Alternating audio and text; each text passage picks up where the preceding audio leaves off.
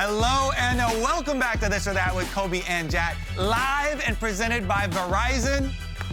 Very excited that we are always doing this live now during the LCS days. That's the update. You can still, of course, find us on YouTube and go leave your comments in the YouTube, under the YouTube video, because our producer is still looking through them for viewer-submitted slides. Yeah, maybe we'll see some of those next week. Slide number 1, who had the better bounce back? Evil Geniuses or Team Liquid Honda? They did technically 2-0. They just finished bouncing. I would say that EG had a better, stronger bounce back. This bounce back was a little precarious. Yeah, I mean, they're on the way. They're still bouncing. Yeah, they're like still bouncing. They went into the trampoline and went really low, and they're like here now. Yeah, okay. Whereas EG, like, they were able to troll Dignitas well enough with the 100-man gank on Jensen mid at the start of the game and the Twitter trash talk afterwards. So definitely, I think this is for sure EG. All right, next slide. What we got? More slept-on addition to the team. Gory or Boogie? Oh. So, okay, this is not better addition to the team. This is more slept-on. Who is getting more credit? Boogie is getting more credit, I feel like. Yes. Not like a tremendous amount, though, and I feel like Boogie is a better addition. I will say, valid. In order to say that someone's getting slept on, they do need to win a game. So, I think in the future, my answer could change. I'm going to say Boogie because more impressive. Yeah. Check out his stream. He's a good Everybody's still sleeping, though. Is Fudge old? Yes or no? So old, he was called a veteran. He is a veteran, but by another Cloud9 member. This is all because Fudge was like, what the hell? They're referring to me as a veteran? Yeah. I would say no, he's not old. Yes. He's the veteran of Cloud9 now, though. He's basically, they rebuilt around him. I think he's 20. You don't know! He's not old. Why would you even say you think what age he is? I mean, you can feel, when you say 20, it could be. Where's my phone? Where's my phone? It's within a 9-year range. It's fine. He's not old. He's 21? He's 20. He's actually 20. I have my instincts were correct. Next slide. 20 is definitely not old. That means he was in LCS when he was like 18. What team is the easiest to play AD carry for? Evil Geniuses or Cloud9? Oh, man. Well, let's see. FBI said himself that ADK was really easy to play for Evil Geniuses because he's slotting into that Evil Geniuses core. Yeah. I love this Photoshop of Berserker for Cloud9. I feel like Cloud9 is really fun to play for, plus having Sven, another AD carry, be your support. But it's definitely not easier. Like, you had to play with a first-time support last year, and he is a good AD carry. Like, literally, okay, fine. Yeah, fine. Everything easier. For the AD carry. More fun, though. Cloud9 for sure. Who is the more absorbent player? So this was a discussion we had on the analyst desk. Like, who? Absorbing pressure, ganks? It's whatever you want it to mean. Like, you could put yourself in dumb situations. So I think what they're going for here is because both of these players have died a decent amount, they're trying to make fun of, you know, the amount that they're dying. Yeah. JoJo dying, though, is him going and doing some crazy stuff. Yeah. I feel like Summit is just... he's just there trying to play, and he keeps getting ganked, and he just dies every gank. I would say the last game, Summit was not really absorbing. I don't know what the word for it is. Just dying? It's like ripping up paper towel, like you're not... It's JoJo. JoJo is currently absorbing more pressure. Summit is just dying. Mumu Jungle should be meta, or is a Speak exclusive? This is sick, actually. The victory. Yeah, he posted that picture after the win. Should be meta. Should is an interesting term. Demonic just got nerfed, so we're a little bit after the Golden Age. It would have been previous patch for real Golden Age should. I think it's still pretty good. I've always not liked how Amumu has no dashes of his own, though, and gets caught, so. I love Amumu. I do not think it should be meta. I think it is a Spica exclusive. I think his team is super good. I think 7 junglers were banned, so he was able to pick it. It crushes lower ELO, or ELO, excuse me. ELO. No, ELO. If Immortals win versus CLG. Too many people say ELO. We're moving on. It's not an acronym. It's a Spica exclusive, though. You agree? Same. It's that? It was that? It was? I said Spica exclusive, okay, yes. Same. If Immortals win versus CLG, it's off the back of... Top side or bot side? Who's more likely to get Immortals their first win? If Immortals win, I'm gonna say Revenge got Cassante. It's off the top side. Also, there's 3 players on this top side, so playing the numbers game. I'm just gonna say it. It would be off the bot side if they win. It's go big or go home. The bot side is go big or go home. So, listen, if the bot side doesn't go big, the top side ain't carrying them. So it has to be that. They will win off the bot side. Okay, fine. You know what? Bottom side right now is OP. That's your argument. Yeah, I'm gonna be right. We'll see. That's it for this or that. For those of you watching on YouTube, that's it. Send your comments in for next week. And for those of you on broadcast, CLG vs. Immortals is next. And the faithful abducted Kobe earlier today. Check it out.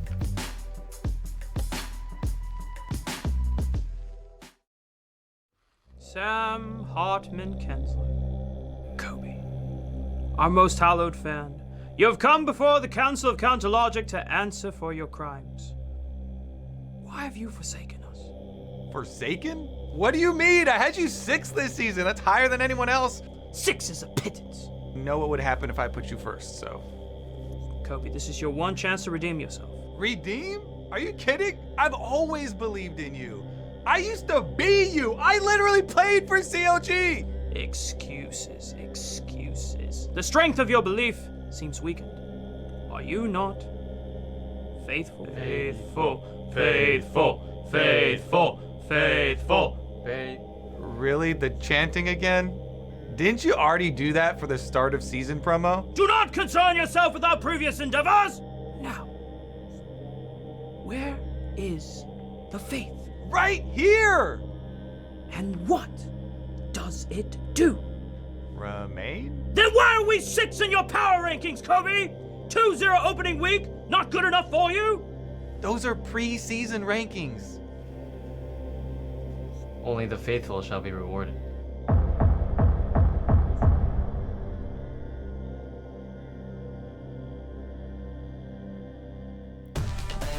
Damn, if they're coming for Kobe, I think we're all doomed. Yeah, I mean, Kobe was the one that believed in them the most, and they kidnap him? They did him dirty. They did him dirty. Kobe, I hope everything. Well, I guess we did just see him on this. He's alive. So he's alive. Made it He's out. all good. Are you faithful with CLG going into this matchup against? Well, I was Immortals? less faithful than Kobe because I had them 7th. He had them 6th. Mark and I both had them 7th. But I definitely think they can get it done against Immortals.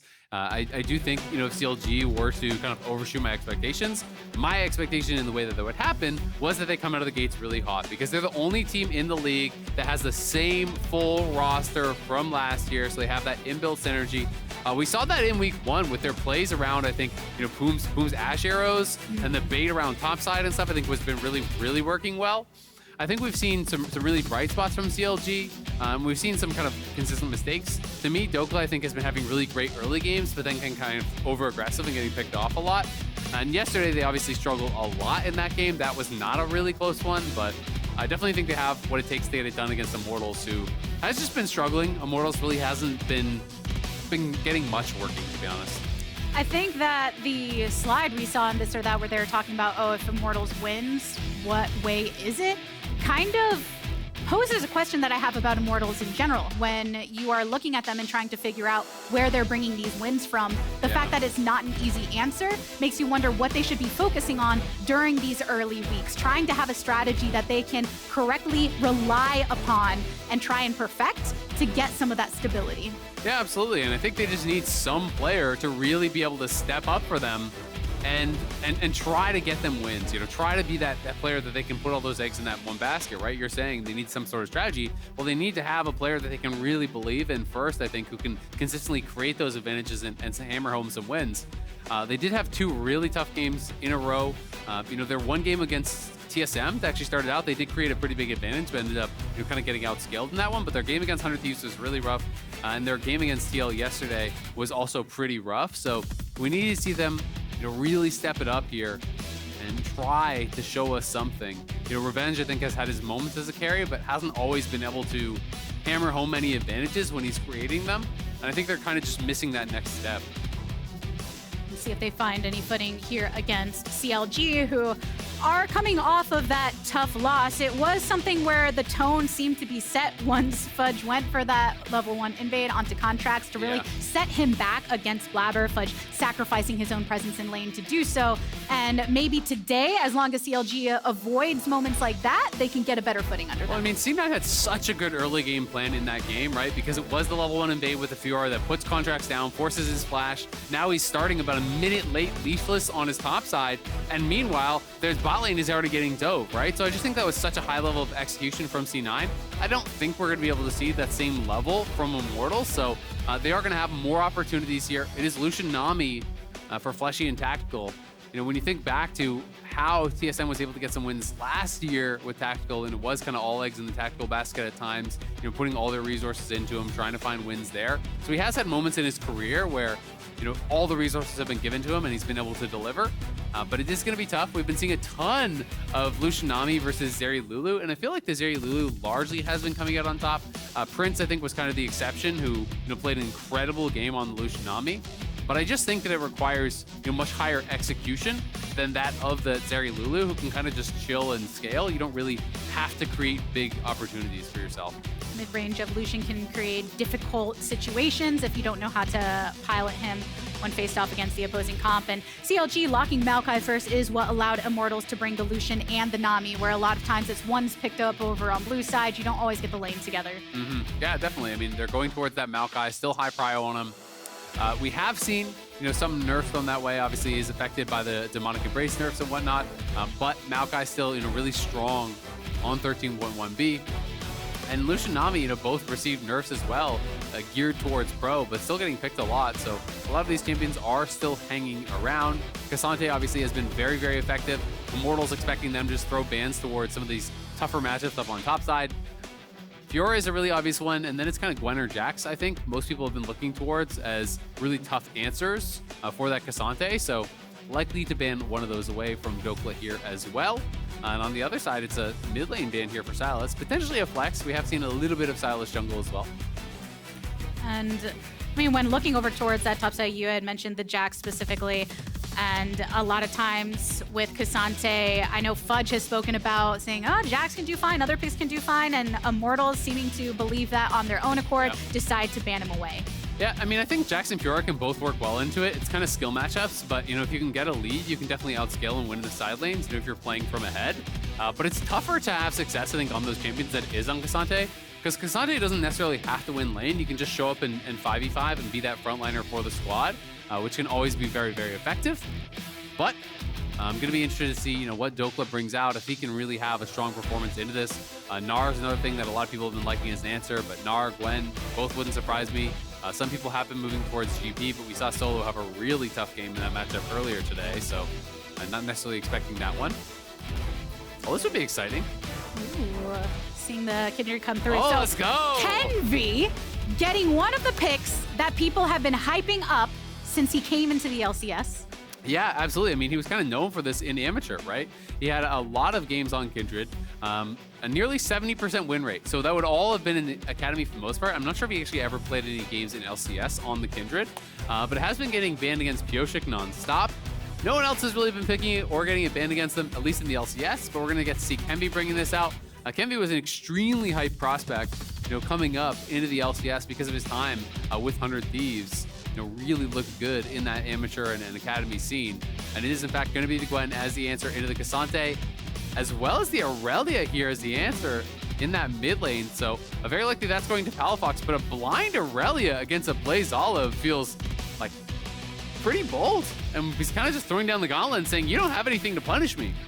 It does feel like something very in line with what Palafox would do, though. We've noted him for being on these melees in the mid lane and then really wanting to step up. He seems pretty amped up about the fact that others doubted them as the Together team coming into this year. Has so much familiarity playing against Ablazeolive as well on multiple levels of professional play and looking to execute here. But I'm so curious as how these come through on the Rift. What do you make of these total comps? All right, so it is just going to be the Azir. Azir is actually a really nice pairing with the Kindred. It's one of those things, you know, I play a lot of Kindred, it's probably my most played champion. And when you're playing with champions that have displacement, it makes the ultimate that much stronger because you can throw down the Kindred ult, then sweep everyone out of it with that Azir ulti and be able to finish people off outside of that.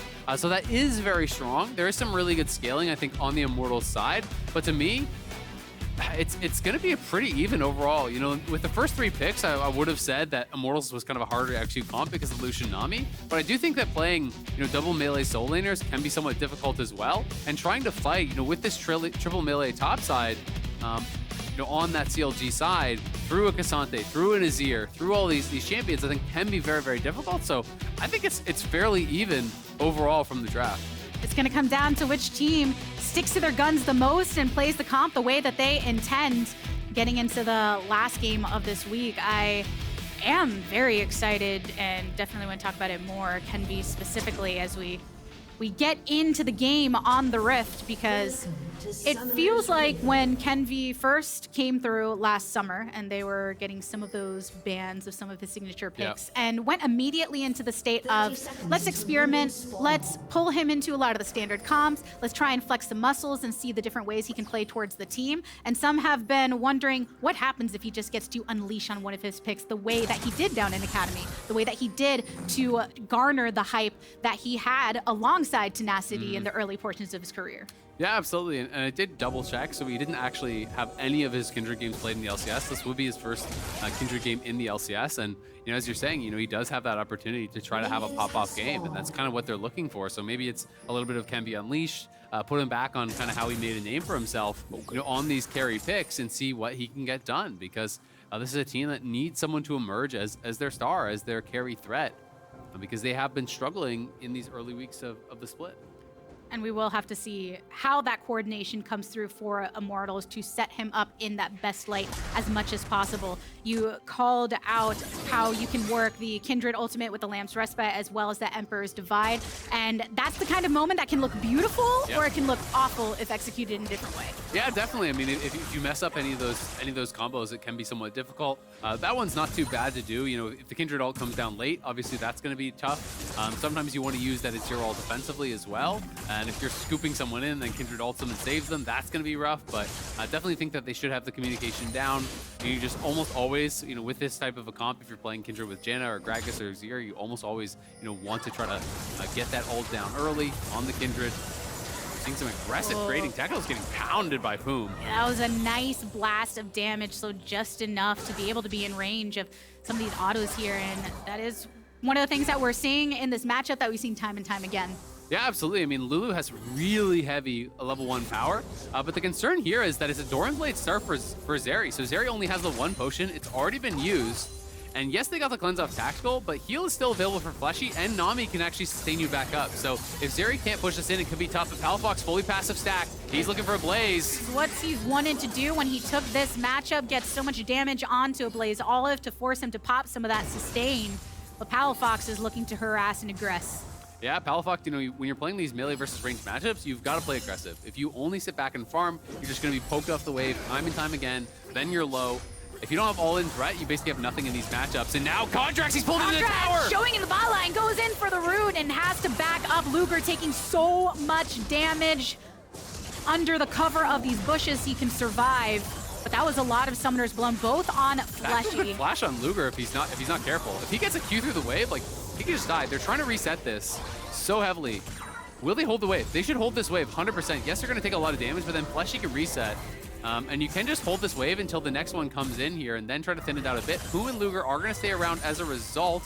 But this means that this whole wave could be denied here. Techno's got to be careful, though, of the brush because he doesn't actually know wherever it is. So Poome is going to stay around. Luger's going to stay around. If Tactical finishes his base, they will crash this wave, and this will end up actually not too bad for them. And so that will be the result here. Smart play from CLG, you know, faking the base here, staying around. They're going to be able to crash it. Kenvi going for his first play of the game here on Dhokla on the opposite side of the lane. Revenge and Pursuit. The guys is good for Dhokla to circle around. Yeah, Dhokla able to create that space. He actually couldn't get the E on that Kindred down on him. He needed that slow, and now Revenge is kind of in this losing 1v1. Kenvi can hang around. He may just want to try to help him push out the wave and just get this reset because Revenge is quite a bit down on health. He's down on mana as well. But it's Kenvi who's actually just going to take a quick base and maybe go down towards that bot side for Scuttle. So Dhokla on the, ooh, nice flash. Grabbed from Ablazeolive here in the mid lane. Palafox was basically keeping up with the exact strategy he had laid out. Needed to be aggressive, needed to harass in this melee versus ranged matchup. And doing just that while keeping somewhat even in the farm. There's some more presence over here on the top side. Dhokla getting flashed upon, getting dashed upon, and oh, a little bit of a sliver. Do they go for it? Revenge. Can't quite get in reach, but they have the wave here. Yeah, they even committed the flash there from Kenvi. Kenvi just flashing inside the shroud to try to finish off Dhokla, but Dhokla able to create enough space. They don't have the damage to actually kill him off there, which is huge, because this means Kindred might actually lose his bot side mark, which did spawn on the Scuttle. We'll see if Contractz can get over there, because it was just that one Scuttle spawn. When there's only one Scuttle alive, it's going to guarantee the mark does spawn on that here. So he is heading out, but they spot it, and Nami's moving up. Contractz elected to clear out his Raptors first. Maybe didn't know if the Scuttle was actually still even alive. So if Kenvi can grab this would be great. You know, grabbing that first mark off of a Scuttle is always going to feel really, really nice. He already had one, so he actually is going to get double marks off of purely Scuttles, because I think he got that first one off the top side Scuttle and then leaves the bot side Scuttle alive because Contractz was spending so much time trying to gank around bot. It just respawns that second's mark, and it's 2 quick marks here for Kenvi, so that's an incredible start, honestly, for the Kindred. I can't wait to track how Kenvi performs in the rest of this game, because seeing him not just on the Kindred, but while there weren't complete perfection moments in those, right? Going for the dive or going for the kill up top and then not quite getting it in completion. You're still seeing that strategy of the early Kenvi going and playing towards tenacity. I'm going to keep referring to that because that's what a lot of people actually think of when they think about Kenvi at his peak. That really got people excited about him. Playing 100 Thieves. Yep, playing on through, and then now in the LCS, it feels like they're starting to give a bit more of an opening for him to be extremely expressive in the role, but can't get too excited just yet. See how the rest of the game ensues. Down here in the bot line, slight CS lead for CLG. Yep, gonna be having that small advantage. You know, they have been playing really well in 2v2, but Kenvi is here, so they're gonna be pushed back. Yeah, for a moment, Technical didn't have that much man, but he's got a friend on the side. Poome has to flash away, but there's some range against him. Gets the slow in response and throws out the Q. Luger wants to follow up, but just go ahead for some of this wave clear, because all the while, Contractz ready for the collapse. Tactical attempting to escape, but a good bash in response. Fleshy doesn't quite hit with the Aqua Prison, and Ablazeolive is on the way down, and because it doesn't connect, he doesn't continue his pursuit and knows that Palafox is on his tail. Yeah, great cleanse there from Tactical. You know, overall, I think CLG has been doing a really good job, you know, in this 2v2. They did get a lot of help from Contractz, which I think Immortals handled very, very well. But because of that play with the fake base, they created so much of an advantage. And now Palafox, he missed on the E just barely. If he lands that stun, I think he goes for the all-in potentially. But because he did not, he didn't want to commit the ulti. But that small play where CLG just faked their base and then got the crash, that's really what created the CS advantage completely. And now, you know, Tactical has been chunked out here. Contractz is going to be able to invade, take away that blue buff, which is really nice for him. And Kenvi's got to be careful. Oh, flashing forward. Contractz wants it. Contractz looking for Kenvi again. Needs a little bit of Palafox action for the help, but all the while on the bot side, Poome falls to his death. Yeah, Poome goes down. We missed that as they were chasing off of after Kenvi. I feel like Palafox could have just flashed a wall and killed him almost 100%. You know, maybe didn't have the actual timer on his flash, but you know, Kenvi, his last dance of arrows, that Q was on cooldown, and now Tactical getting really aggressive, trying to push Luger away because he knows Palafox is behind him, so if the wave crashes, he's 100% dead. Fleshy is threatening to come back here, but they might both just die. Oh, right on the outskirts, Luger. The battle of getting them so low in HP, and it eventually faltered, and you saw that, okay, Fleshy was around, but it's so difficult for him to step up with Palafox there. Yeah, you really can't walk through that Irelia, you'll just die. So Blaze is trying to actually crash through mid, should be able to make that happen and then back it up. Poome is on the roam, try to answer. Nice sidestep from Ablaze, you know, back steps towards Palafox, actually dodge that stun, but pretty action-packed early couple of minutes here. You know, a lot of scrapping, a lot of skirmishing, despite the fact there's only those 2 kills. There's been so much action around bot lane. I do enjoy the fact that nobody seems like they're kind of sitting back and putting their lo-fi music on and just making their way through the laning phase. Lo-fi beats to farm to. I feel like if you're playing a scaling comp, right, it makes sense to have lo-fi music early on, and you're just like, let me keep myself calm, let me You're not. playing early game then. Some wub, you know. Yeah, some dubstep, High some like BPM. Armin van Buuren just like going in the ears. This is the secret to becoming a pro, y'all. Align your music with the comp that you're bringing through, but you can also try and align your shots over on the bad side, like all the shots of the calling, but nice dodge in the last moment. Luger managing to survive, but the ultimate utilized by Tactical, a great attempt. Yeah, it's kind of that game of chicken. Luger knows he doesn't have his ulti. Tactical knows it too, so we can watch this one more time. Kenvi just walked into that sapling that was pre-placed, and then Contractz was like, oh, he got hit by that empowered sapling. I can just straight up kill him. But he's cutting away here. The thing is, when you're inside this W zone, your Q cooldown is much lower. So this last Q that he used is now not reduced on cooldown. So that one is actually a long cooldown there. So I think 100%, if Palafox flashes the wall, he Rs him, he's dead. But, you know, didn't feel confident to do that. I think that's a missed kill. But at the end of the day, you know, it's neither here nor there because he didn't get it. And we'll see what they can actually make happen. Because Kenvi, you know, has had a strong early game on the Kindred, you know, farming well, takes away a dragon, has those 2 early marks, hasn't been able to extend that any further, but if he can get to his 4 marks at a decent time, Kindred is a really strong team fighter and also benefits from the fact that these AD changes did happen on 13.1b. You can go straight towards an IE second if you want to really kind of be aggressive with it. Quick Blade's also pretty good. And off of the back of those plays at 10-15, grabbing the first dragon of the game. So I feel like you see that comfort in the way that he's not just navigating these 1v1 scenarios and really clearly knowing his champion, but making sure to find these chances to not let CLG get too out of control. They've been getting a little bit up in CS over in the top side, and that bot lane with Zeri, Luger has been able to accrue a decent amount, and that's the threat that as this game progresses, you're gonna be worrying about. But CLG are looking to set this up. Palafox and Contractz, they are seen on the ward, but will be able to make it through. The Maokai ultimate coming on down. The double root from all of the sides. The tidal wave in response. Kenvi is here, and Palafox will bear the brunt of that damage. Ablazeolive tried to go for the swipe on him, but CLG, they managed to keep all of their lives intact. And the Rift Herald, not so much. Yeah, Rift Herald goes down without a charge, and the weirdest part about that to me is not even that they bailed out, but it's that Contractz clearly knew that people were coming and they had to leave, and he left so early, and then Palafox just kept walking in, right? Like his jungler is already left, and that just kind of seems like they were not on the same page. I don't know what the comms were like there, but Contractz was like, yep, we're leaving, and Palafox was still going in for that potential dive, and now could be in some trouble here. Mid has no flash. Yeah, they're going in on Palafox now. Kenvi grabs it. CLG losing their mid laner. And it did feel like, you know, that's the follow-up off of that last engage we saw, where an ultimate says one thing, but then the movement says another, and then Immortals punish by collapsing upon the melee mid. Well, and then that's the forced flash from that bot lane play where Palafox was going in, and the rest of his team is kind of pulling out. You know, I'd love to see the replay on that bottom lane dive, or the attempted dive, where they forced that flash from Palafox again, because to me, that's really what set up that mid lane kill. And it's another mark off Scuttle here from that Kindred, so that is really, really good. And when you're in these matchups where you can win the 1v1 as a Kindred against the enemy jungler, it's so much easier to actually just go and establish your dominance on the map, to fight for those marks. That's why a lot of the more tough matchups for Kindred are the ones where you just can't win that 1v1. Because if you can't win the 1v1, often the other jungler will just show up to every single mark on the map, and they'll just wait for you, get a jump on you, and push you off that, which can make it very, very difficult to get to your 4 marks unless you can just get them purely through teamfighting or ganking, which is pretty rare.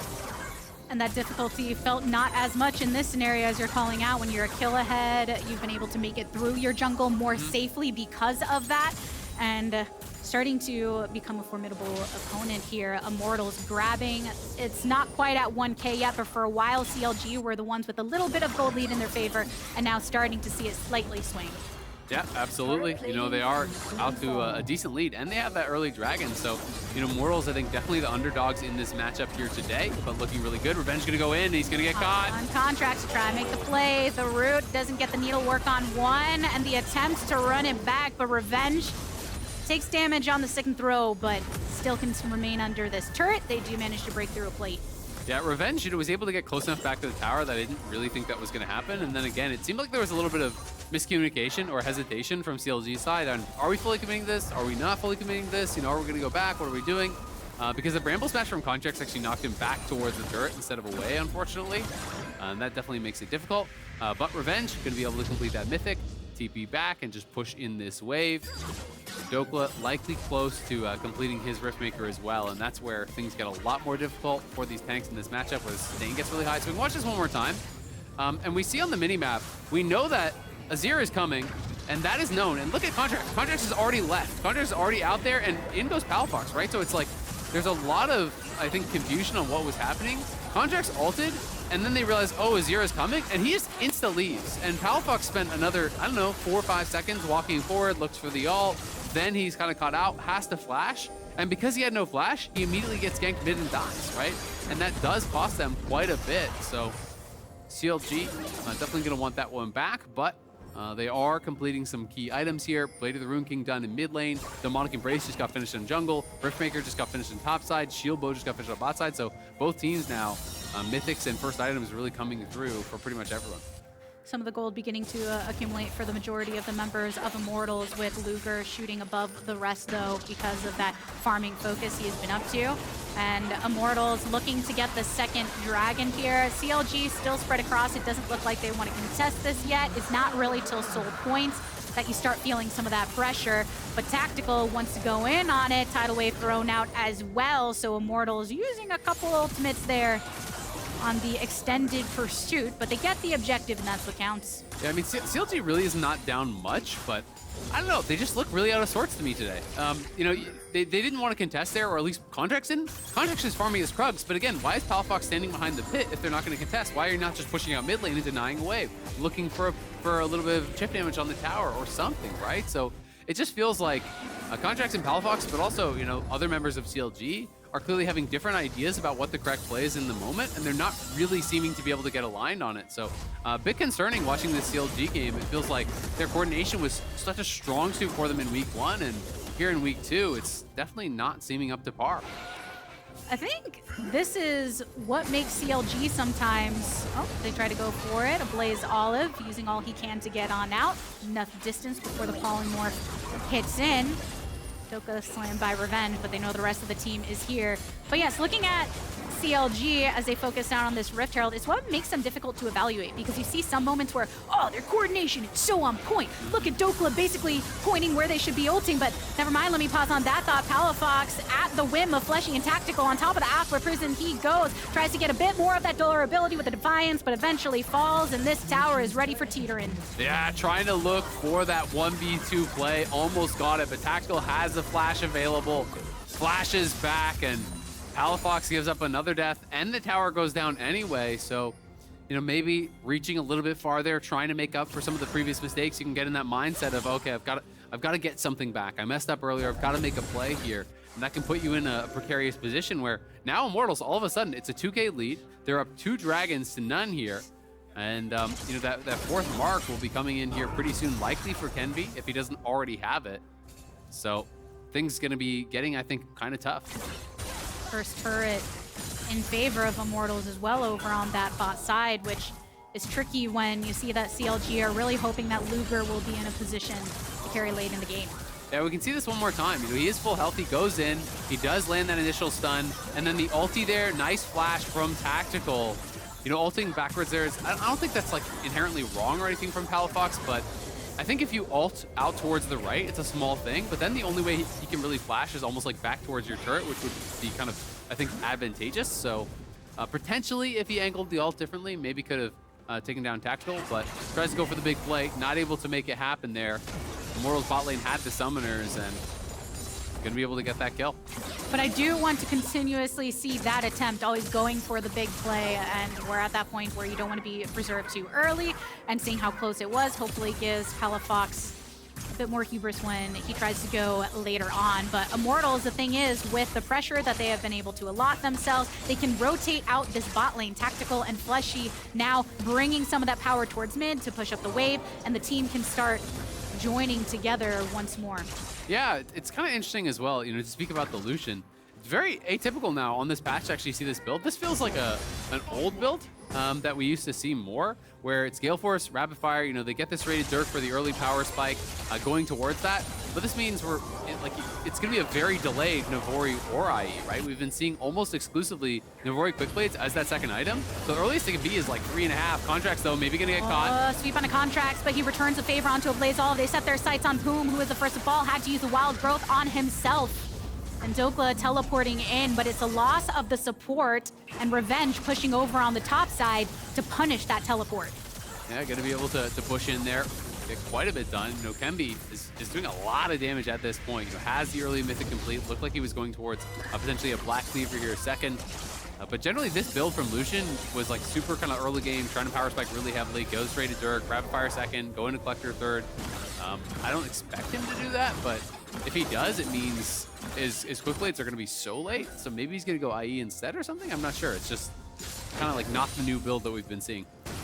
Here we'll definitely have to track that and see the direction that Tactical decides to go with his build. And so far, it's accumulated 3 kills for himself in a lot of these team skirmishes.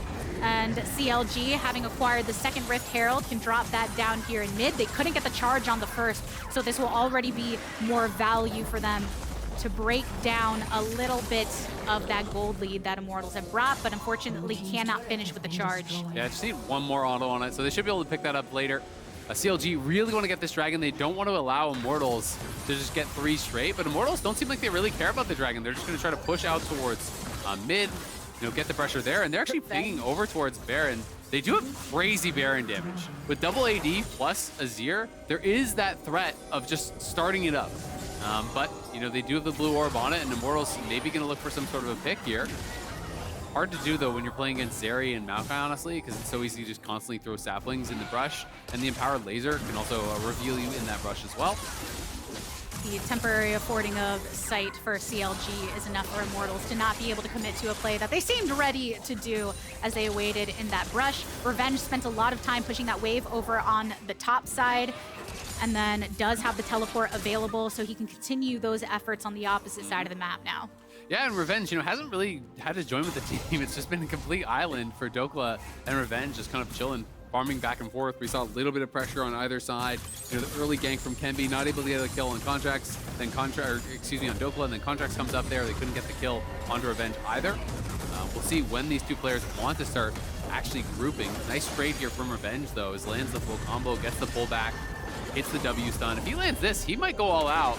Yeah, he's gonna go. Oh, he's going for it, and the damage is higher than it was before, so Dhokla dies. Poome, you're here, but can't do much. Revenge committing there with the ultimate, making sure that he secured that kill. Now CLG in the vicinity of their jungle. Yeah, I mean, you can't just ultimate full health, you know, on the Cassante, but he landed like the full combo multiple times in a row there. He hit the Q3, gets the W stun, follow-up Qs, lands another Q3 there. And then, of course, you're going to go all out. You're going to actually look for the finish because you get the reset on your W. You have all that bonus damage as well. And Dhokla felt like just not really respecting that here. You know, popping the ghost pretty late. This is after already having landed the Q3 and the W, lands the stun, into the all out, just pulling him back there. And just doing this really, really nicely. Able to follow it up, dodge to the side with the E. Hits him with the second W, lands the Qs as well. You know, that's just perfectly done by Revenge. Big kill in the side lane. He's working towards that stone plate, and Gwen is picked much more, you know, for this 1v1. Gwen can be a really strong team fighter, but again, I think it can be pretty difficult to team fight into what Immortals have drafted. So when you think about just looking back at that last moment and what Gwen can do when you're facing off against Cassante, and he can get in the center of your Howled Mist and just really ignore a lot of what gives you that survivability in the moments. Yeah, it's tough, right? I think in those situations, you know, if Cassante is already getting that good of a trade, the answer is just you have to back off, right? Because you've already lost that trade so heavily. When he lands that full first combo already and has you down, chunked about 30% HP, you just can no longer take that fight. You got to sustain up off the minions, you know, wait your turn, just farm it out under the wave, not play too risky. But instead, try to get a little bit more feisty there, tried to continue fighting with Revenge, and Revenge just smacks him down.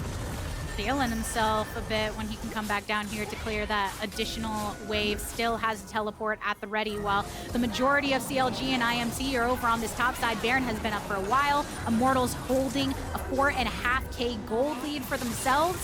That's a lot of damage raining into Contractz, who has to flash away from the culling. And it looked like Kenvi just grabbed another mark there. Can't quite see exactly how many he has, but I think that was probably his 4th mark if he didn't already have it. Yep, he has 4 as well. So they're just going to be right onto this Baron. Azir Kindred going to be killing this off incredibly quick. It is spotted now. Do they commit to the finish? This would be risky. I think they've got to leave. You've got to leave. You're already chunked down so low, but they're going to try to finish instead. Oh, Poome Wild Growth upon him. Palafox in pursuit. Kenvi in the back of the pit has to throw the Lamb's Respite, and even the Baron is in the center of it all. Palafox in the back of the pit. Kenvi and Ablazeolive try to go for the retreat, but it's actually 2 down in favor of Immortals. One more slam onto Dhokla. Nice Aqua Prison onto Luger, and CLG have been pushed off. Immortals do lose tactical, but they take down many. Yeah, they get a couple kills, but they lost the Baron, and they kind of just gave a freebie over. I think that's like almost a game-losing play. Thankfully, they're still quite a bit ahead, and they did get a couple of kills, but there's just no reason to hard commit to it. You know, they have the Kindred ult, they have the sweep, so I guess they think that they can just make some sort of a play around this, but like, look at Kenvi's health. He's at 40%. Why are you hard committing to this? You know, they are skirmishing on that other side, but it means you're gonna have no damage from your Azir or your Kindred on the enemy champion, so they try to commit to this. They dropped the early Kindred. Wait, did he smite into his own Kindred ult? Kenvi, what is happening? No. His smite was immune by his own ultimate. Oh no! It's chaos! It's chaos! That is like, oh man, that is so embarrassing. That is just so embarrassing. I don't even know what to say. I think everyone, if you're a Kindred enthusiast, thinks back to the Smithy play at MSI in like 2016. You go over the wall, you use the Kindred ult to immune the enemy jungler's smite, and then you smite it right after. He immuned his own smite, I think. I don't know if it was just for the heal and then to try to bail out, but like, that was not it. Take out the word enemy in immuning the enemy smite, and he immune smite. He so did. He did half of the thing. And maybe to give him the benefit of the doubt, maybe he just decided he wanted to use it for the heal, but then I don't know, that whole play was so bungled. Like, they were in such a good position here. They are still 3K up, but there's no way they should have tried to finish that. And if they lose this game to CLG, they're going to be kicking themselves, because Zeri Lulu can win this game for sure. The solo laner's not really having a great time on the CLG side, but sometimes Zeri Lulu is all you need. It felt like, so you saw them on there for a while burning it down, and there was that moment where you notice that CLG is ready to move in, and there's just too much hesitation on, do you want to abandon it? Do you want to go for it? And they say, okay, I'm in the pit. I guess we're going for this play now. And then a bit of that frazzled nature coming through a bit too much into... And it's like, if they want to hard commit to it, then maybe, Fleshy kind of just sacrifices his life and throws out his ultimate, and Tactical, instead of going for the chunk, is on the Baron with them, and they try to just really burst it down. But when you're trying to go for a two-man play, and it gets blue orbed out like that, you're almost never going to be able to finish it in time, unless it's like maybe super late game, and these years just like one-shotting the Baron. But definitely a risky play. They are still, though, in the driver's seat. They are on soul point. They are 3K up, so the sky is not falling just yet. We will see if they can actually, secure this game. But they've got to play clean. They've got to be aware of some of these mistakes. This is gonna give me a little bit of a flashback to their first game that they were, way up against TSM and ended up throwing that game. So they've got to show us that they can be clean in closing these out. And for CLG, though, you're able to deny that play. Baron buff expired. A Revenge still taking on Dhokla here on the bot side, who's throwing out the needlework, has Poome for some assistance if needed, but Revenge positioning in a way where he sees the majority of his team ushering through the jungle. No, he has some safety for the retreat, and just trying to pressure right down on bot side. But I think it's actually really good for Revenge, because even though, Dhokla wins out on that trade, he spent his ultimate and Revenge didn't. So, if they get some sort of a scrap, after that, Revenge can reset, you can come back out. Dhokla's not going to have much of a chance in that 1v1 without his ultimate. So, you're just applying the pressure, you get the ulti out, you back it up, Revenge will still push in this wave, and can look to reset likely after that to just heal right back up. As it is Quick Blade's third for Tactical, so they're just going to be sitting on this rated Dirk for now. I'm not sure if he's going to go towards completing that lethality item next, or if it's going to be moving a different direction. But on the other side, Navori Quick Blade's also done for Luger, so Zeri going to be at a really, really strong part of the game. How are you feeling if you are CLG at this point in time? Because yes, you went out on that play, but you do still have somewhat of a deficit to make up. Yeah. You have a lot of your map has been broken open, and your vision, you're trying to move up. I mean, I think you're still kind of sweating a little bit because your solo laners are not having great games, right? Palafox has not had the best game, and he's pretty far behind. Dhokla is also getting pushed in pretty heavily in what is supposed to be this kind of good answer into K'Sante. It's all going to come down very likely to this next dragon, right? If we see the soul go over to Immortals, I think it's very, very difficult to actually come back as CLG. So they've got to focus on finding good teleport angles, getting some deep vision so that their melee champions can be coming from different angles. If you're trying to run straight through the Azir soldiers and straight through the Nami tidal wave, straight through K'Sante, it's not going to work. So you have to have Dhokla coming from a different angle than Palafox, Contractz throwing the ulti in at the same time, and kind of create that chaos that is going to buy time for Luger to run over the fight. And that time is going to come in over a minute from now, so they still do have moments to be able to set things up. Contractz getting a bit chunked here. You do have to worry about what Tactical can do if he gets the sights on you. Yeah, absolutely. I mean, Contractz is playing full AP, right? We didn't actually talk about this yet, but Demonic Embrace start is pretty standard. But then a lot of people generally do go towards like Radiant Virtue or some sort of tank item. Radiant is by far the most common. He went Leandris, so he is just full squishy. He is going to do a ton of damage with the saplings, and that is an advantage playing around this dragon, is that it can be pretty annoying. But he's got to be careful, because if he ever gets caught, you have no frontline, right? Like, they basically just have another AP character here who's going to die almost instantly. A full burn, baby burn build for Contractz. And I mean, maybe when looking upon some of the squishies for Immortals and how to interact with the Kindred ultimate as well, see if you can blast somebody down on the outskirts of it. But yeah. Immortals right now are making their movement over towards that Baron side. I mean, this is an area that is absent of a lot of warding from both sides. Starting it up, though. They like to just position in these bushes, though, to try and bait out. Yeah, and Revenge is just trying to tank the saplings. He's got to do that for the team because he is their main tank. But Kenvi took a lot of damage there. Immortals can't just finish it in their face. He's going to go in. Yeah, Tactical's going for it. Throws down the coal and gets about 50% of Luger's bar. Oh, that's bad because now CLG has actually lost control of mid. You can see the Azir tower is getting dropped down. Luger doesn't have anything to heal off of. He's got to try to get some lifesteal up. He looks like he's heading down towards bot wave to try to get that and lifesteal up, but Revenge isn't going to let him. Oh, in the center of it all, and the Maokai ult coming through, but Maokai does fall. Tactical with the kill, and into the backline. Dhokla goes, getting lots of hits, but can't fall yet because Lamb's Respite is up. Fleshy ends up flashing out, so does Kenvi. Palafox falls, 2 for 1 thus far. And Ablazeolive all the way over in the pit. It's a shutdown. Immortals out on top in this fight, feeling good. Luger trying to go deep there and finish off all those low health bars, but they didn't have anything to burst them down really after the Kindred ultimate. Kenvi gets a great Kindred ulti down, keeping him alive, and it's a good engage as well from Revenge on Contractz, just punishing this AP Maokai. Maokai just playing a little bit too close here. The ghost is popped. He can't get away. He gets stunned up by the W, ulted back into the team, and they just burst down Contractz. You can see Dhokla on the side. He's going to try to go in, but he just gets scooped out of his shroud here, and they're going to focus him down. Palafox now comes in. The ulti is dropped, but unfortunately for him, the Kindred ult is there to respond, and then you see Luger, he's waiting, and then he's going to try to ult right out of that to burst him down, but Ablazeolive flashes over the wall. He's got great positioning over here in the pit.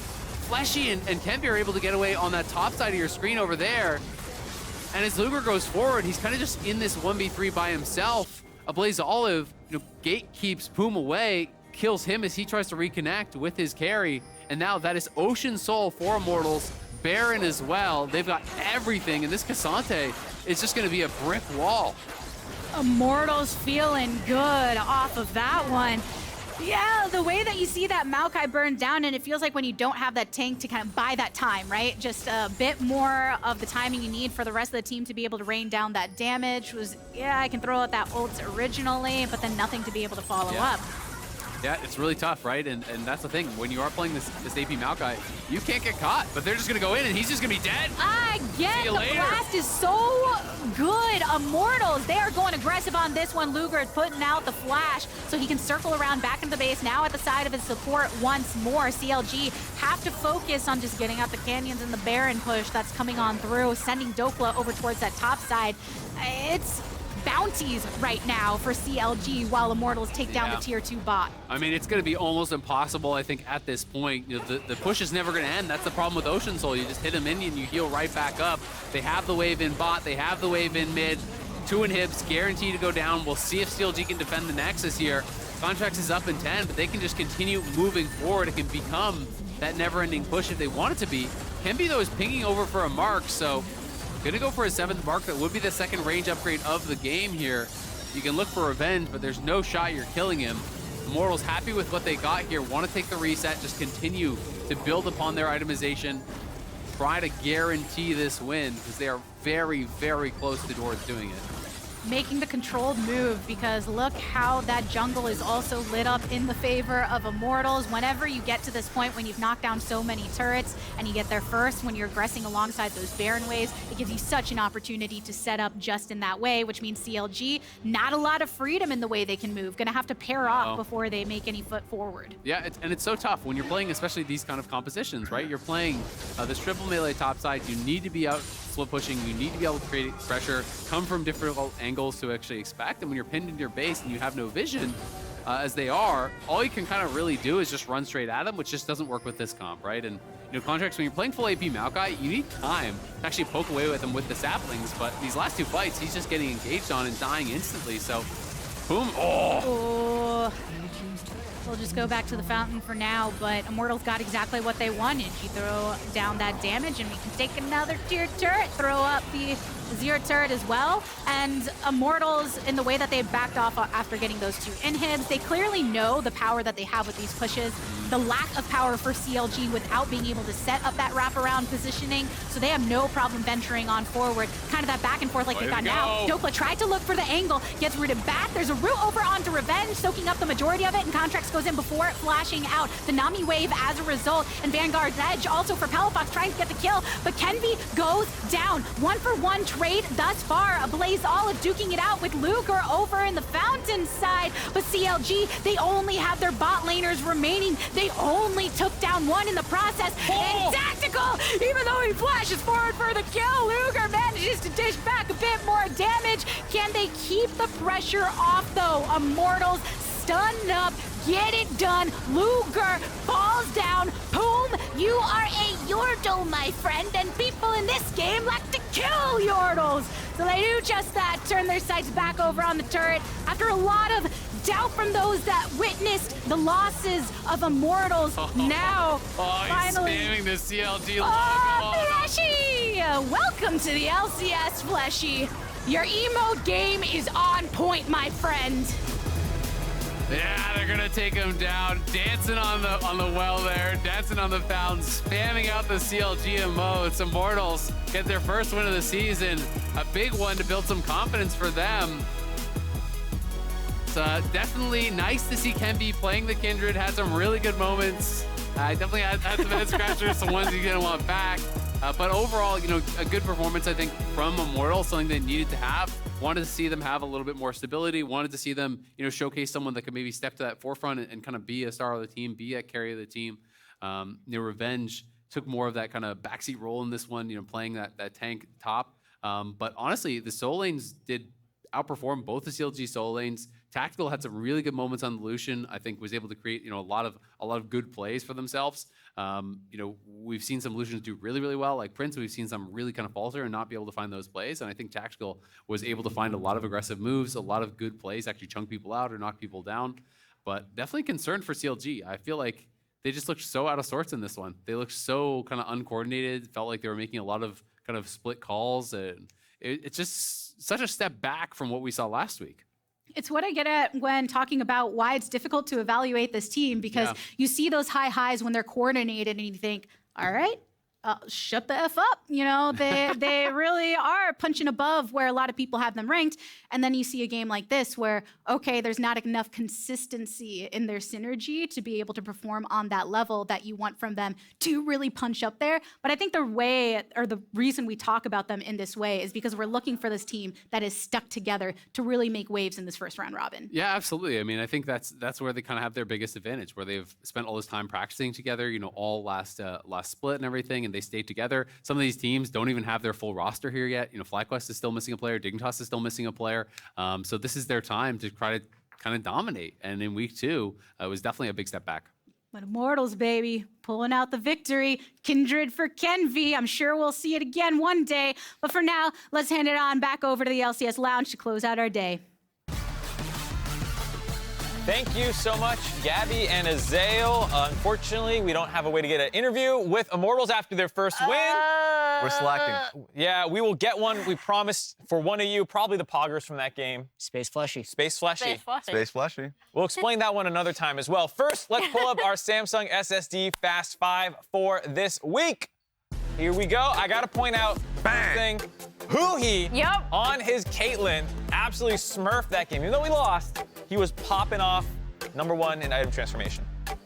He's a beast. Like, actually, his last few games, even in all their losses, the Lulu gank mid after a pretty damn good trade bot side versus FlyQuest, actually. And then this game, where he was actually just the AD carry. So, congrats to him. And then Tenacity and Closer from the 100 Thieves side, topping the charts on their end. They had a stomp of a game today. So it was a good call from both those sides. My boy Harry, fastest mythic item. yeah. There it is. Easiest one to cheese if you wanted to. Because you just don't need to build boots. You can take Futures Just rush Market. it. Yeah, Yeah. you look really smart. You can I'm get so the, good. That was the sub 10 fudge strat from last year, Yeah, the where start he of was last just year. always, Futures Market. yeah. Yeah, the classic. Alrighty, a reminder that Samsung has partnered with Sleeper and Fantasy LCS. You can now earn bonus points each week for correctly predicting the fastest performers. Congrats with a Z to those of you who claim that reward this week. I don't know. Congrats, Z, from Mark Z. Oh, that's cringe. Great. All right, let's start the week 2 recap by just addressing the elephant in the room. Weird day. Yeah. That was a Stomping really game. weird day. Yeah. Well, the stomping games, but more importantly, Yeah. the fact that none of them played in studio today. Yeah. If you're watching this like on VOD or something, you might not have known that there was a big audio issue that led to an hour delay into everyone having to go back and play from home. Which must be really weird for the player. I mean, it is weird for the players because you have Yeah. a big audio boom. You come to the studio.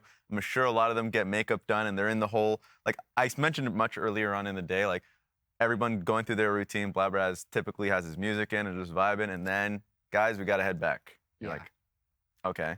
Yeah, we were Changes everything. saying, like, it's an easy excuse for C9, but the game might have been closer between them and FlyQuest had Yeah. they played in studio. But it might not have been as well. Like, Yeah. there's no way of really knowing. I would say if teams had known weeks ago that they were just going to be playing from home, I think they might have actually played better. This is maybe like the most hopium take. Game 4 and 5 today were ugly. Yes. Those Yeah, were it some was a rough really time. ugly games. Maybe 2 of the lowest quality games we've seen this year from North America. Yeah. I think it would have been. I think they just would have been sharper if they were in the studio. Yeah, I don't know about the last few games, but I know for certain the first game that impacted the players the most. I know you at the very top of the show, Mark, you talked about the element of like just being in a more comfortable environment since you're back in your facility that you've been scrimming the entire, like, you know, early split, but also if you're a returning player, last split too. But like, that's true, but routines matter so much for players. There are players that are like, oh, I forgot my coffee, so I just played like, Well, even stuff like that, like Palafox did an interview with Travis. Yeah. He was talking about how like, oh, in scrims, we kind of run it on some plays that like, oh, we just wouldn't do that on stage. But then you go back to your comfortable environment, and they just lost this game, and like, I'm not excusing it, but like, Yes. we had 3 huge stomps and then 2 super messy games. And I Yeah. feel like that kind of correlates pretty directly to the fact that it was a curveball of a day. By contrast, maybe it can take some pressure off because for IMT, for example, we finally saw them look, I mean, it was still a really rough game, but we did see a little bit more cohesion from them as Yeah. a team. I definitely would have expected them to grow. I didn't expect them to necessarily take this win at all.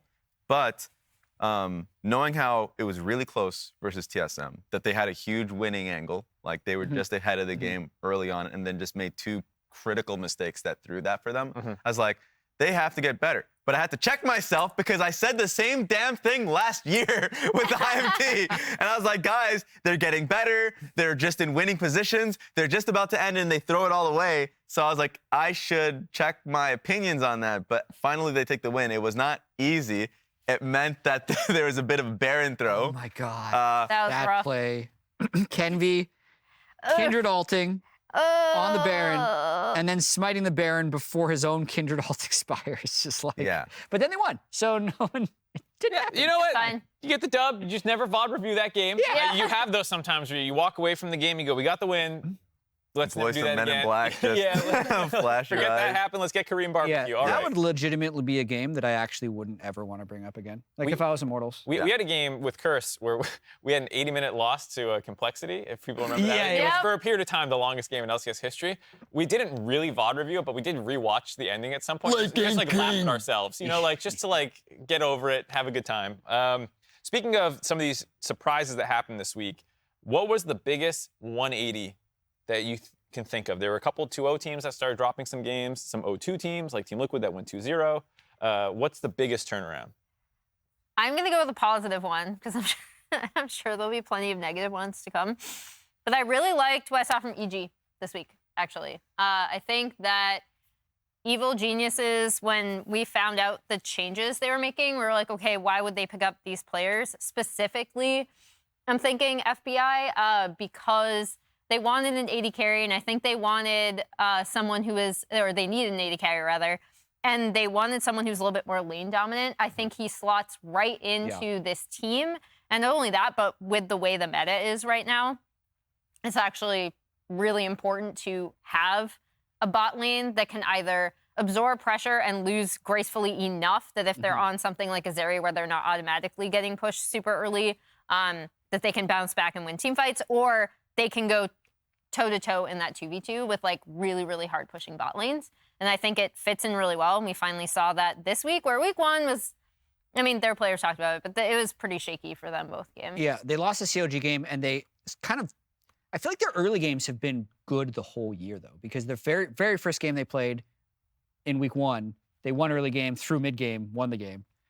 Yeah. Against CLG, they won early game, through mid game, through late game. Yeah. And then finally they had like a really, their most solid victory was against Dignitas today, so. Yeah, and I think it's really important because that's where I feel like people were like, well, Impact was the talker and he missing him. Like now they're just going to keep throwing mid games and late games. But I think you saw the team, and like talking to FBI, he said it was super easy to just come onto this team because the core was already so good.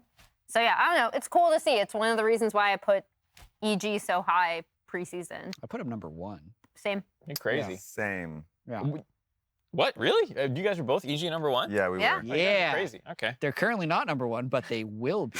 At some point. Well, there's a lot of 3-1 teams now. I'm sure we'll get to the standings later. But for me, biggest turnaround I'd say was Team Liquid. That last game was Technically correct. technically it's a 0-2 to a Okay. 2-0. They did win both. You All cannot right. get a bigger turnaround than no wins to 2 wins. Correct. So yeah, I'll go with the technicality. Even though that fourth game looked exactly like last week's games, where they're just all over the place, disjointed. I will also use a technicality. Not even technicality, just like it's a stat piece, which is TSM. From, 2-0, 0-2. Like, I thought even in their 2-0, specifically versus, I already said IMT, like, they didn't really perform well early game. But they still won those games, and now they're kind of starting to slip. So I would just say that team is a good example. That's why I'd argue that's not 180 because But by the numbers, You guys, We're working with the technicality. play style is very similar. you gave me too much time to think about it, and I overthought it. uh-oh. The biggest 180 was last week. I said it was the LCS Golden Age because C9, CLG, and TSM were all at the top of the standings. They went 1-5, 6-0 to 1-5. you tracked I it. think that's a bigger 180 than 0-2 to 2-0. So you combine 3 different teams together for Yes. your. Yes. Yes. Wow. All right, we'll take it. Well, we have it. One thing that That did works. change, FlyQuest undefeated now 4-0. You have $10,000. Okay. FlyQuest Wow. to the field. Thank Thanks. you. I'll take the 10,000. No, you have to bet. Yeah, can I just It's pocket? play money. Monopoly money. Keeping the money. Monopoly money. Yeah. I'll field. Field? What? Yeah. The field. Wait, what? You always just said take you the have field. EG as the best team. Yeah, I'm what? also So a already- flip-flopper. So, I'm taking. So, actually, no. I can't. I'm so close. And those to are it. shoes. I But was they're ready for close to Raz to just flip-flops. launch They're so his easy shoe to put on, across even though I'm the room struggling. again. The reason why it's so enticing is because when you see their first game of the day, they just stomp them. They are so good. They stomped so good. Cloud9. It's insane how well Vikla played alongside Speaker. The one question I had was how that 2v2 would play out with that duo. Mhm. And they look insane. Yeah. And we didn't have really many questions about Prince. Prince is performing like really, really well. They beat C9 Yep. with a moo-moo. they just played a Mumu. But Amumu's a great pick, so what are you trying to say? Fine. It's not. I'm so close to disagree. picking FlyQuest, but I'll take the field. I mean, it just speaks to the fact that, like, Speaker knows his role on that team. It's like, Yeah. I have 2 legitimate superstars around me. I am here to frontline and set them up. I'm taking Fly. I put him number 1. I'm all in on Fly. I always take the field. Like, right? mathematically, you take the field. Don't you always So- take? I feel like you never take the No, field. see, here's an example you don't. Azael offered me this bet one time, and Yeah. it was C9, and it was like week 2, week 3 kind of thing, and I was like, C9 wins the whole thing, and he's like, no, I'm taking the field. You're crazy. This is a dumb bet. I Yep. won that bet. Was it What in- year was this? Don't remember, 2021? Oh, this was when Was they it were last- gigaton. This is when they Oh. were stomping and Yeah. spraying. Oh, so a this couple- is okay. The 2020 Spring- Spring C9 Yeah. was one of the Oh, most okay. dominant LCS Yeah. teams ever. Them versus this FlyQuest. What's your Ooh. aggregate ranking? Ooh, I mean, it's got to be pretty Well- close, right? Like, Yeah, it's so only- you're- I think I made that bet around week 3, so I'd seen another. I think they were like 6-0, you know, or something. Okay, so 16-2, 17-1. What's your FlyQuest Yeah, record? they've never been close to losing a game yet. They've They never have even been in not. a losing position. Yeah. They haven't played that many games. I mean, Yeah. it's 4 games, And they but only got 0 14 losing left. positions. Yeah, that's true. Have they been first blooded yet? I don't even know. Gory first blooded. Yeah, they did against Golden Guardians, and that weirdly looked almost like they're shaky. Are you on 18-0 watch? Is that how confident you are? Uh-oh. I'm You're not gonna bet on it? You're gonna bet money? Yeah.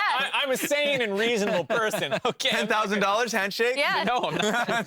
17-1 and they win the championship. Just, I'll be safe, all right? You know, Yeah, I mean, that's now something I want to start tracking because I thought that C9 team was like probably the best LCS team in history. It's the cursed MSI that never happened because COVID. Yeah.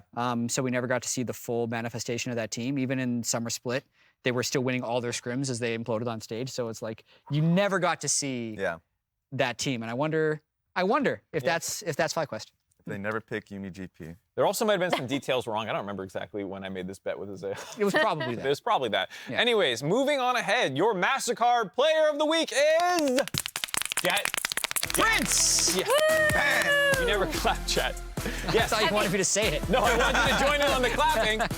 But yes. Have you guys seen the evolution of his like photo pose No. thing from? You should go back and watch his initial ones with Live Sandbox. Someone was tracking how like clean they've become in terms of him framing his nice. face. Those are really not crazy score lines, but in game, I think he felt more dominant. Yeah, definitely the case. Prince is looking like, along with Fudge maybe and some others, who knows who else is in the MVP conversation after they shellacked C9. When it comes to his individual play too, like again, it's not always that, oh my gosh, he's like stomping lane and then we're snowballing, but he has so many small, really smart plays. I keep going back, I don't think it's gonna appear in this, but when he's just kind of like dancing around mid lane, making his opponents blow like everything on him, like he's a very smart player about where he actually positions and how he approaches team fights. It's amazing. Prince said, I heard there are many trash talkers in NA, but none did. Am I scary? He's just too good. Yeah. Wasn't there like a Mark and Piosik trash talk with Prince already?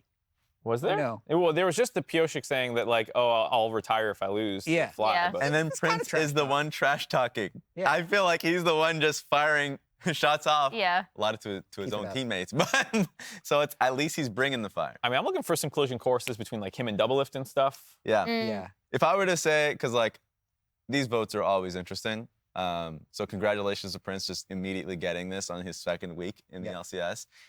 You know, you mentioned Double-Lift. 80 carries in the league are insane. He had a really great week, Double-Lift as well. So like this 80 carry pool in the LCS so far is just fun.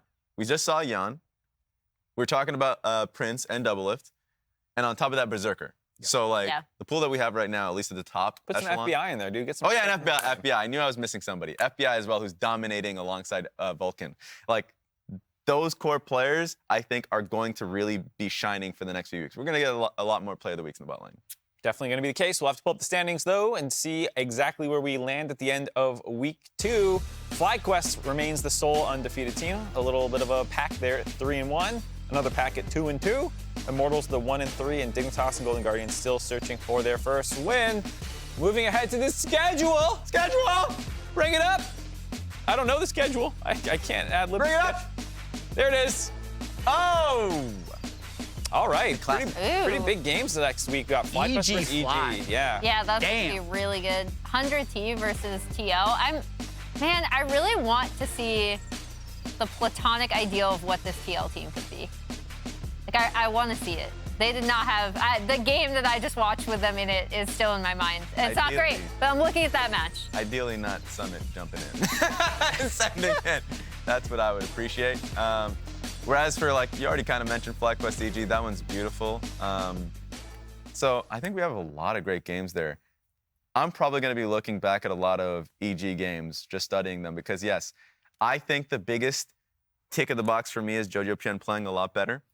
He's in form. That was the weirdest one for me, is just like he had consecutive games where he was just dying. He was doing well in lane, actually, throughout this split. So he was actually doing extremely well in lane, and then in his own words, like in his interview with Travis, like losing focus and then just dying. So it's like, those are the type of things we don't want to see from a player who should be like drastically improving in that one specific area in his play. So want to see that get better.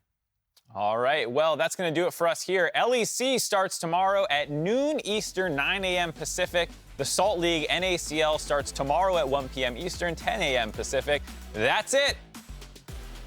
Bye. See you guys. Oh, I don't have a pen to throw. You because you hit it. The game is over. Last week you got it. You're doing actual. I thought you were doing actual.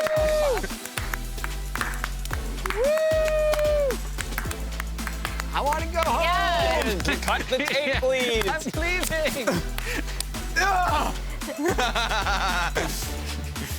Are we just walking off? away.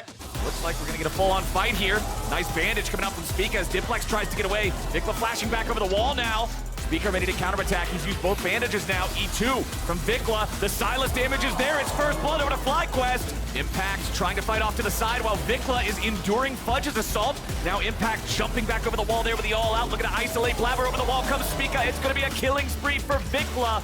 FlyQuest's coordination baits in C9 and gets him a kill.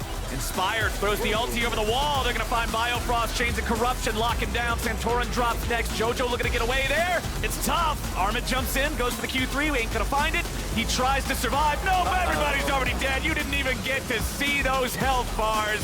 Blink and you miss it, baby. EG 14-2, 26 minutes into the game. And now 100 Thieves are in retreat. They still got the Bjergsen ulti, as they're gonna throw Bjerg right back in with the Azir ult, and Devil is ready to fire back. He jumps up the wall, he's trying to kite out and outplay, but he's stuck inside the Raptor pit. Tenacity's there, Bjergsen's coming in now too. 100 Thieves are ready to force it. Closer goes in, bombs over the wall. Neo under pressure, Doublelift coming in for the flank. Nobody dead just yet. Boogie tries to get back over the wall as Doublelift kills Neo. Doublelift kills Chime. Double kill, double lift. Back over the wall goes Boogie. It ain't gonna matter, he's dead. Maple's dead, everybody's dead. It's Solo, the only man standing, and 100 Thieves clean him up like a mop and bucket.